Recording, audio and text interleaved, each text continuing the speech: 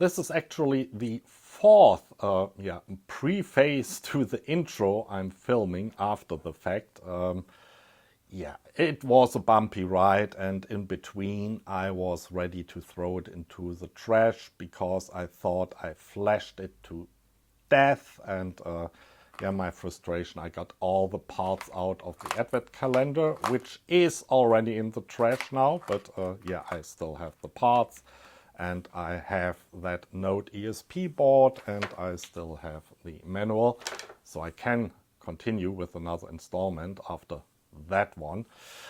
Anyway, this is not for children, definitely not. I mean, we are going in deep, not in that installment maybe, but then the next installment we need to talk about UDP and GSON and yeah, a special software for this little guy to program it and stuff, and yeah, you will see.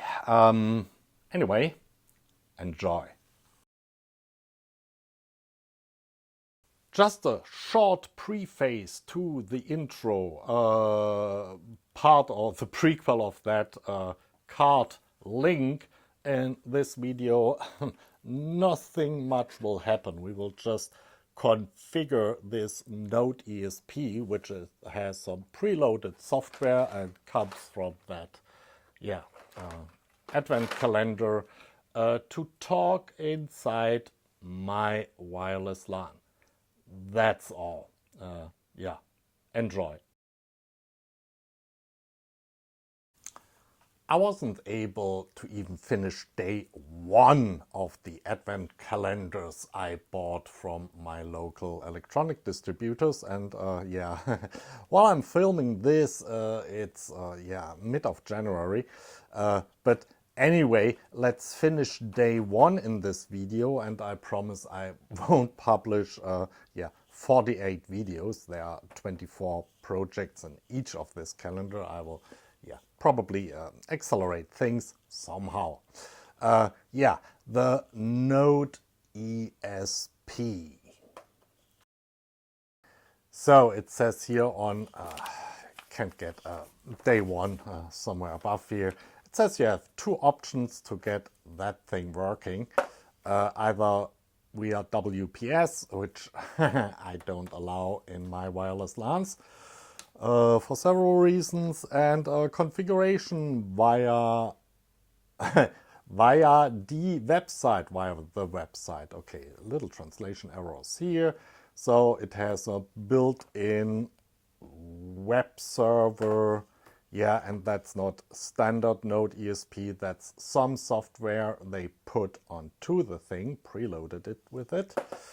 And yeah, there should be a wireless LAN called NodeESP, and there's the address to access the web server. So let's try that. So I powered up the NodeESP from yeah, simply USB port of the notebook, and yeah, you can see there's actually a network NodeESP, and yeah, I guess we can connect to that one. And then, using a browser, we should be able to connect to that IP address, which is, of course, also in the manual. So let's try what happens. And yeah, yeah, I will refocus here. We have some configuration page. So it's working. And they want us to go to the board configuration page. We can do that too, and oh yeah, station as a Wi-Fi status. Okay, and now Wi-Fi station settings. Ah, okay, here, scanning.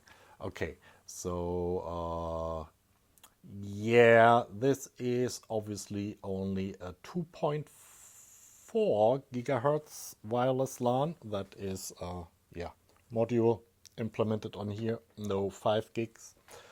And we will connect to this network here, and I will offline enter that password and then we'll see if it works. Okay, there's some kind of security. The password is not readable, just stars, so it's not that bad. So let's submit that and new configuration board will reset.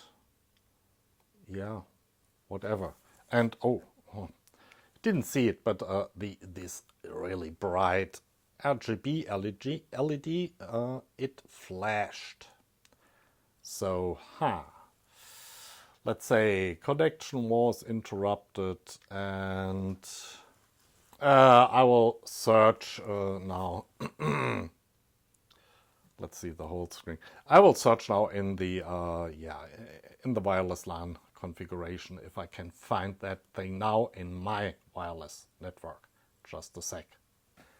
And now it gets a little bit tricky because I connected successfully to my wireless LAN here, and it got via DHCP and automatically an IP address assigned. However, that IP address, of course, will change over time unless you reconfigure your wireless router with fixed, if your wireless router supports that, with IP addresses assigned, permanently assigned to MAC addresses, but another problem. Anyway, even if it's now, also connected to my network, you still have to connect in between to that NodeESP wireless LAN to find out the address. Or you might have a router where you can look into the addresses that it has assigned to any wireless devices. And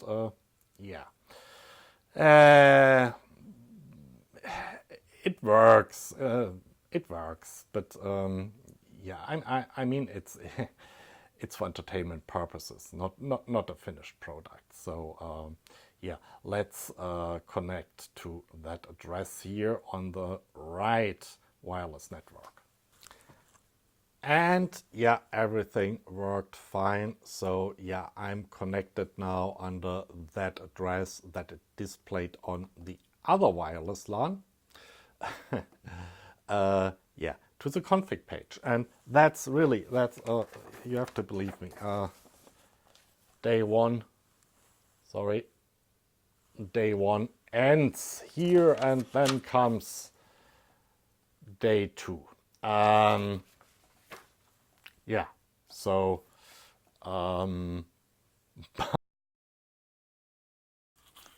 day two on the Advent calendar, Internet of Things, NodeESP. The second door holds a tiny little breadboard of interesting design, but okay, it's a breadboard nevertheless. Self-adhesive tape at the back, everything. Unfortunately, the manual for the Advent calendar, and I won't read it out to you, but it says you should simply put the breadboard aside and go to the web page again and fool around there a little bit. So we will do that. So we are asked to go into the board configuration. That's not really good documented. I mean, you have to think about it and go into the board configuration, go into the advanced settings again, and check for firmware updates. Okay, new firmware version found, update now.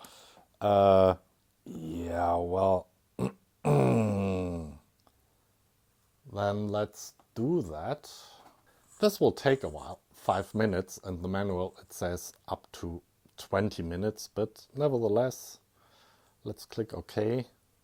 And now we wait until the light is green again, which it is. So that was quick. Let's try a reload if we're still Oh, the side can be reached. Huh. So yeah, this is a little bit disappointing, but let's see and wait. Just a quick update. After a few minutes, the LED went from green to, yeah, that is supposed to be red. Yeah, cannot really see it here on the camera, but the LED is now red. Just wanted to note, it first blinked green, then it went steady green, and now it's red. And now, yeah. So, I'll wait and hope it will recover. And if not, then not. Okay, I'm really frustrated now. So the online update described in the manual didn't work. Yeah, afterwards, Dodo was dead. But there was a hint, if you have problems, go to the website. So I went to the website and I downloaded a flash tool for the Espressif, that's the 32 Espressif ESP32 processor. And I downloaded an image, software image, and I flashed it. And yeah, via USB from my notebook. And Dodo is still dead. So, yeah, flashed it dead, and then I also saw that the project, the last Christmas project, yeah, Christmas calendar project on the website who supports all this. I mean, it's a one-person show. I will put the links down below. The last Christmas project is of 2018. Not 2019, and yeah, Conrad is selling these things as of 2019. I don't know. I'm just ranting here. I'm sorry. Maybe I should look at the Conrad support pages, but yeah, I had it with that thing.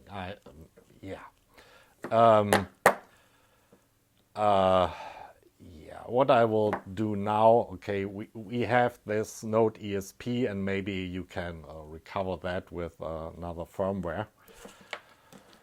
Don't need to waste any more power on that. And we got on day 2 that nice board. And what I will do now, open all the boxes and see what's behind. So day 3. Oh, come on. Another breadboard. A little bit tighter packed. Oh, shit. Give me a tool. Yeah, so, okay. And, you know, I got that for less than 10 euros, so it's not that bad. And they are supposed to go together, these breadboards, in this way. You can, in theory, yeah, in that direction it actually works, kinda. So, some 2 small low quality or lower quality breadboards, obviously. What else do we have? I don't care about the base. Oh, a resistor. Huh? Anything else in here? Nope.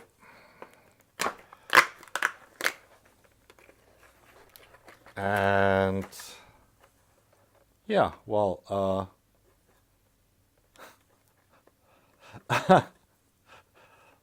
this looks like I have no idea what that is. Give me a second. Okay, if I shake it, yeah, that's a orientation switch, mechanical type. And The next one, we have an LED, and we have another LED, and we have a blue LED, or maybe, yeah, I will have to look it up. Just 1 second. It's an infrared transmitter, and you get yeah, that's some kind of sensor, I guess. Humidity sensor. Yeah.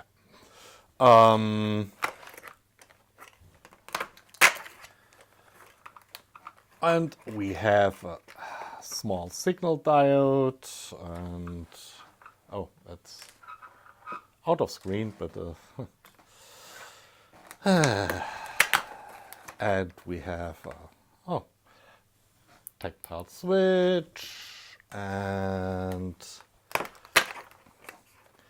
we have another tactile switch, and we have an RGB LED with really 3 diodes inside. Yeah, 4 leads. Can I get a focus? Yeah, you see it, 4 leads. And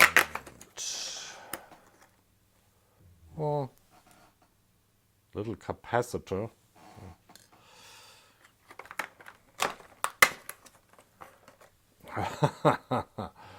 An gigantonormous trim potentiometer. And oh, yeah, some leads for your breadboard.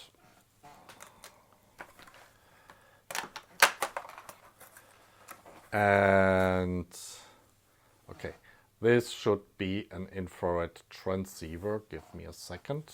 Yeah, infrared receiver. So yeah, infrared sensitive photo transistor, because yeah, 3 leads. And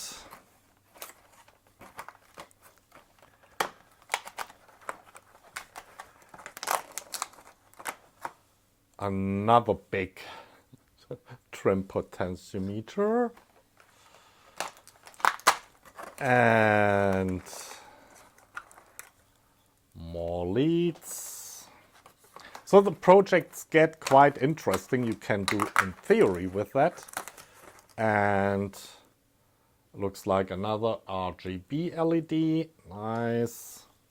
Or not. Leave that up to you.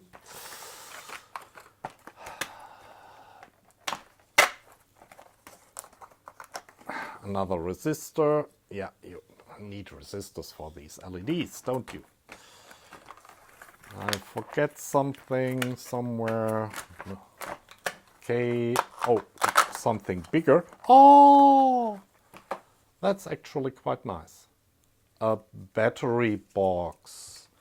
A battery box, yeah, for powering your board. Yeah, they were quite thoughtful when putting that together from the parts. And everybody needs that. A speaker. Yeah, I mean, you can put a micro SD card into the back, so yeah, you can play music with that if you want. It has some, I don't know, 8-bit digital to analog converters on board. That's ESP32 processor. Yeah. Okay, so with that, and yeah, the quality of the manual, yeah, not really didactics, yeah, nah. And yeah, the last version came out officially on the website on 2013. Conrad has marketed it for Christmas 2019. And something was off about this NodeESP board. No, maybe yeah, it's that. It's maybe not unrecoverable. I think, yeah, if you use some other firmware, I guess. But yeah. And with that, I bid you quite frustrated goodbye. Turns out Dodo is not completely dead. Yeah, Dodo is still here. And well, yeah, I flashed it again with the firmware from the website of that calendar, and it didn't work. Okay, exactly the same result, and trying it a third time, yeah, that would have been insanity to expect another result. So I went through all the discussion forums and threads there, and there was one where it said, okay, if you have a problem with the new firmware, yeah, try that old firmware. And yeah, I will link below the right firmware, a link to the right firmware, if you want to try it. And it worked. It worked. So, of course, the first time I tried to do an online update via the web interface, of course, it downloaded, that's my assumption, the most actual firmware, which doesn't work, and so it killed itself. Reflashing from via USB, the same firmware doesn't do any better, of course. And so yeah, now we can actually continue, and yeah, we will just do that. So, according to the manual, the next step after updating the firmware, which we've done now, is to select an application. And that should be onboard LED. Yeah, okay. So, IoT Advent Calendar. We have here more example apps, button touch, but we're going for the IoT Advent Calendar 2018. Yeah, sold in 2019. I think I mentioned that before in some rants, but anyway. And we are on day 2. That's a little small, but yeah, you can read it. Day 2. Okay. Sorry, got to get the zoom right, and we do a submit. Board will reset. Okay. And we're automatically connected again. And how do we access that application now? I guess we have to go back to the main application. And there's nothing here. Oh, yeah. Now you get, after reload, the application page. And now we can change the color. And you see the LED is almost off. I don't know. Yeah, can you see it? Yeah, it's not completely off. But yeah, let's change the color to green. I mean, this is an onboard RGB LED. And it's green. Great. And yeah, I think this is just a goodie. So the main thing of day 2 was to update the firmware. Let's try red. Yeah, and this is really red. It's not a red that my camera is picking up very well, but it is red. Let's try blue. Then we have all the colors. Yeah, wonderful. So this is really interesting. So that thing, yeah, IoT, it's really running a web server. And one note here before I close the whole thing. I can also still connect, hopefully, to that, I'm doing this online, offline here, to that NodeESP wireless LAN. So this little thing here actually provides two wireless LAN servers. Yeah, the one you configure as a client, it goes into your wireless LAN, but at the same time, it keeps its own internal Wi-Fi server also running. So that is quite a lot that's going on here. That was 1.4. So yeah, that's now not my wireless LAN, but the wireless LAN set up by the board. Interesting. So that was day 1 and day 2 of the Internet of Things Advent Calendar 2018, sold by Conrad for Christmas 2019. Those I expect all the hassle with the firmware update. And the next days, which come in the next installment, it will continue with a lot of software stuff. So we will talk about UDP, we will talk about GSON, and I think we'll talk about a special software for this board or for Espressif ESP processors in general to program via the wireless LAN to give them something to chew on. And yeah, this turns more and more into a tutorial, but and the review, of course, of that advent calendar. Maybe they will sell it again 2020. We'll see. So until the next installment, bye.